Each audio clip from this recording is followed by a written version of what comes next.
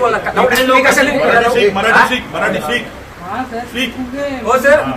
भाषा अगर गर्व की बात बने तो ठीक है, लेकिन जब भाषा के नाम पर नफरत फैलने लगे, लोगों को बाहरी कहकर भगाया जाने लगे, तो फिर ये सवाल उठता है, ये लड़ाई असली है या फिर सियासत है। महाराष्ट्र में मराठी भाषा की पहचान को बचाने की बात होती है, पर क्या इसकी आड़ में दूसरों को नीचा दिखाना सही है?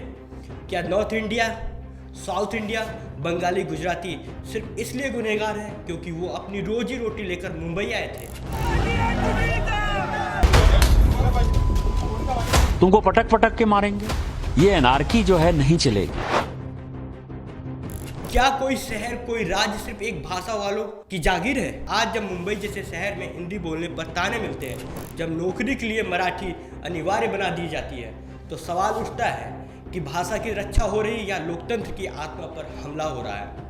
भाषा को प्यार से बचाया जा सकता है, नफरत से नहीं, लेकिन जब भाषा को हथियार बना लिया जाए तो असली खतरा वहाँ से शुरू होता है। महाराष्ट्र में भाषा विवाद की शुरुआत कोई नई बात नहीं है।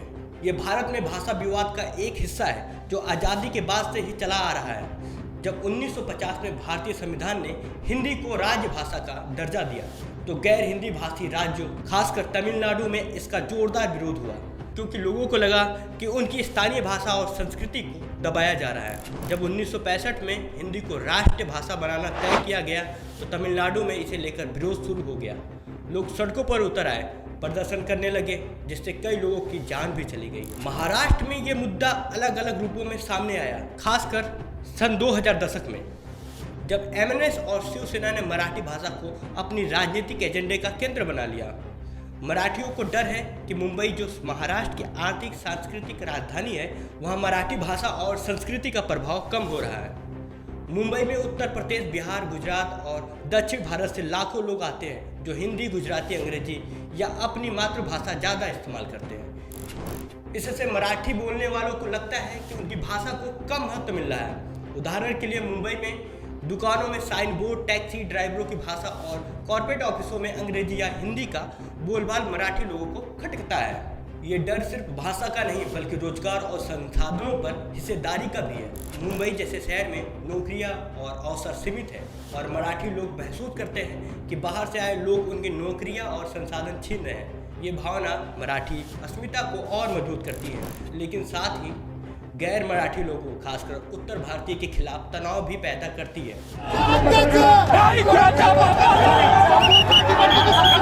भारत में भाषा को लेकर विरोध सिर्फ महाराष्ट्र में नहीं है, बल्कि देश के कई अलग अलग प्रदेशों में देखने को मिला है। तमिलनाडु में हिंदी के खिलाफ विरोध प्रदर्शन, बंगाल में बंगाली वर्सेस हिंदी, कर्नाटक में कन्नड़ वर्सेस अंग्रेजी, नॉर्थ ईस्ट में स्थानीय बोलियों की पहचान की लड़ाई इसके उदाहरण है। ये विवाद इसलिए होते हैं क्योंकि भाषा सिर्फ संवाद का जरिया नहीं, बल्कि संस्कृति, इतिहास और पहचान का प्रतीक है। जब किसी समुदाय को लगता है कि उनकी भाषा को दबाया जा रहा है, तो वे अपनी संस्कृति, पहचान को खतरे में मानते हैं। महाराष्ट्र में ये डर तब और बढ़ जाता है जब सरकारी नीतियां या राष्ट्रीय स्तर पर हिंदी को बढ़ावा देने की बात होती है। गृह मंत्री अमित शाह के एक राष्ट्र एक भाषा वाले बयान ने न सिर्फ तमिलनाडु और बंगाल में, बल्कि महाराष्ट्र में भी नाराजगी पैदा की, क्योंकि मराठी लोग इसे अपनी भाषा, संस्कृति पर हमले के रूप में देखते हैं। भाषा विवाद के पीछे कई और कारण भी हैं। पहला, भाषा से जुड़ा गहरा भावनात्मक लगाव।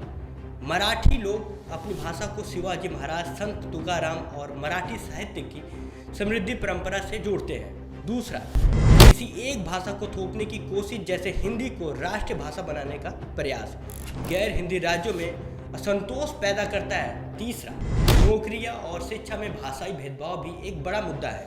मराठी लोग चाहते हैं स्थानीय नौकरी जैसे टैक्सी ड्राइविंग, दुकानदारी या सरकारी नौकरी में मराठी बोलने वालों को प्राथमिकता मिले। चौथा, शिक्षा और प्रशासन में हिंदी और अंग्रेजी का वर्चस्व मराठी जैसे भाषाओं को पीछे ढकेल रहा है। उदाहरण के लिए स्कूलों में मराठी माध्यम के स्कूलों की संख्या कम हो रही है। इन सब कारणों से मराठी लोग अपनी भाषा और संस्कृति को लेकर असुरक्षित महसूस करते हैं। लेकिन क्या ये सिर्फ मराठी का डर है या इसके पीछे राजनीतिक एजेंडा भी है? जवाब है दोनों। मराठी लोगों का डर वास्तविक है क्योंकि उनकी भाषा और संस्कृति को बड़े शहरों में कम महत्व मिल रहा है, लेकिन राजनीतिक पार्टियां इस डर को भुनाने में कोई कसर नहीं छोड़ती। एमएनएस ने 2006 के बाद से मराठी अस्मिता को अपने राजनीतिक एजेंडे का मुख्य हथियार बनाया। एमएनएस ने गैर मराठी लोगों को, खासकर नॉर्थ इंडिया को निशाना बनाकर मराठी भाषा और संस्कृति को बढ़ावा देने की बात की। एमएनएस ने मांग की कि टैक्सी ड्राइवरों और दुकानदारों को मराठी बोलना अनिवार्य हो और गैर मराठी साइन बोर्ड हटाए जाए।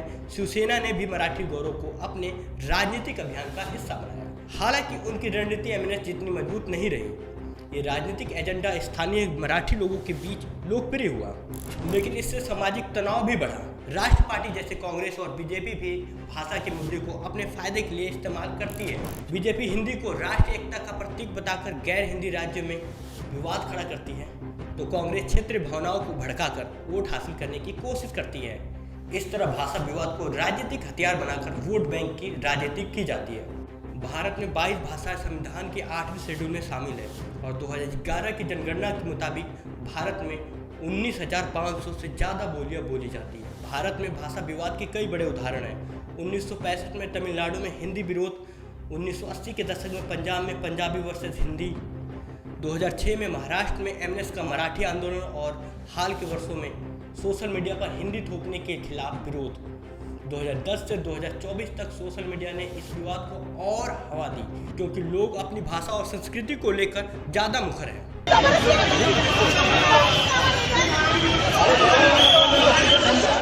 भाषा किसकी है?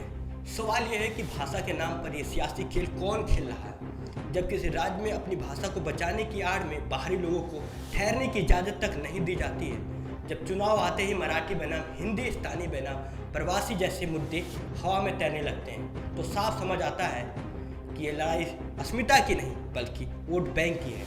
आज अगर मुंबई में कोई हिंदी भाषी ऑटो वालों को गाली देता है तो वो मराठी प्रेम नहीं, राजनीतिक नफरत है। अगर किसी उत्तर भारतीय बच्चे को सिर्फ इसलिए सरकारी नौकरी से वंचित किया जाता है क्योंकि उसने मराठी नहीं पढ़ी, तो वो भाषा की रक्षा नहीं, लोकतंत्र की आत्मा पर हमला है। और जब नेता भाषाई भावनाओं को भड़काकर राजनीतिक मंच बनाते हैं तो असली नुकसान उस आम इंसान को होता है जो रोज सुबह उठकर पेट पालने के लिए भाषा नहीं मेहनत बोलता है। महाराष्ट्र में मराठी भाषा को बचाने की मांग बिल्कुल जायज़ है, लेकिन जब यही मांग नफरत का औजार बन जाए तो उसकी दिशा पर सवाल उठाना जरूरी हो जाता है। क्या यह आंदोलन वाकई भाषा को बचाने के लिए है या फिर एक कमज़ोर होती राजनीति को भाषाई भावनाओं के सहारे दोबारा जिंदा करने का तरीका है?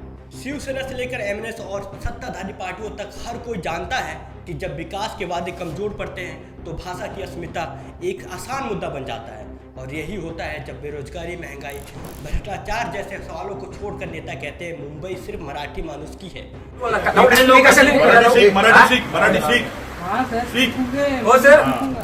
लेकिन क्या संविधान ने किसी राज्य को सिर्फ एक भाषा वालों की जागीर घोषित किया है? North India, south India, Gujarati या बंगाली, क्या ये केवल इसलिए दोषी है कि वे काम की तलाश में इस शहर आए? मुंबई देश की आर्थिक राजधानी है, कोई भाषाई रियासत नहीं। लेकिन अगर भाषा के नाम पर डर फैलाया जाएगा तो न भाषा बचेगी न समाज।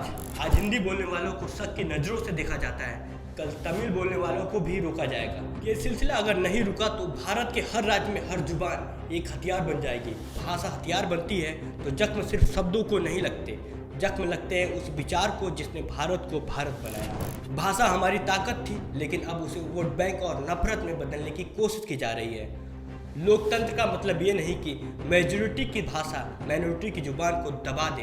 लोकतंत्र का मतलब है हर जुबान को बराबरी का अधिकार मिले। जब कोई जुबान डर के साए में जीती है तो वो सिर्फ बोलना बंद नहीं करती, वो भरोसा करना छोड़ देती है।